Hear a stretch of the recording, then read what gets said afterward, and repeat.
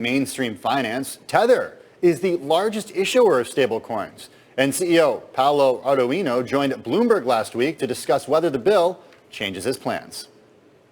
It's important to us to see how the GENIUS Act is in fact distinguishing between foreign issuers and the domestic issuers.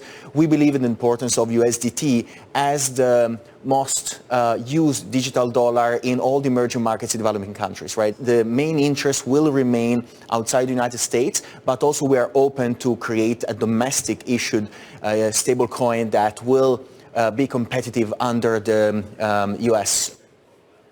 Let's get to the latest on the stablecoin bills with Bloomberg Intelligence senior U.S. policy analyst Nathan Dean. Now, while this is very promising for the crypto industry, it might be equally as promising for mainstream financial institutions that want to get in.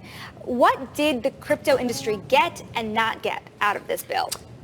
So what the crypto industry is certainly getting is the first step for Congress to actually adopt anything with crypto, really. I mean, for the last couple of years, the cryptocurrency industry has had an enforcement albatross across its neck. And now Congress is actually most likely going to pass within the next month or so this legislation that will give the issuers ability to register, an ability to work with regulations, because stablecoins have been in this regulatory gap.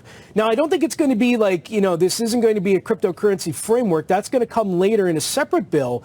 But this does get this idea that Democrats and Republicans can come together and pass something on crypto. I would just caution, however, is that even though this bill could pass by June or July, a lot of the language in here requires the Federal Reserve and the Office of the Comptroller of the Currency to conduct rulemakings, and that could take another year to actually see the specifics of what comes out. So what would be the implications of that, Nathan? What are you telling clients right now when they're trying to understand a timeline of when we could actually see some of the stuff in this bill not just become law, but make those changes that these advocates want to see?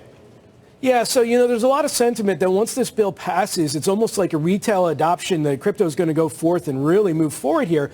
And what we're just telling our clients is just remember that the institutional portion of this is going to take some time. Now, there's going to be a proposal. There's going to be multi-hundred-page comments. This is going to get finalized probably in mid to late 2026, assuming that this bill moves forward. And again, that enforcement albatross is not going to be there. So that's not a bad thing. But I would just say is that we are going to have to see additional more language for the compliance and the risk folks at these companies. If you're on the trading side or the speculation side, you're really not going to see much impact of that. Nathan Dean of our Bloomberg Intelligence team down there in Washington, D.C. Nathan, thanks so much.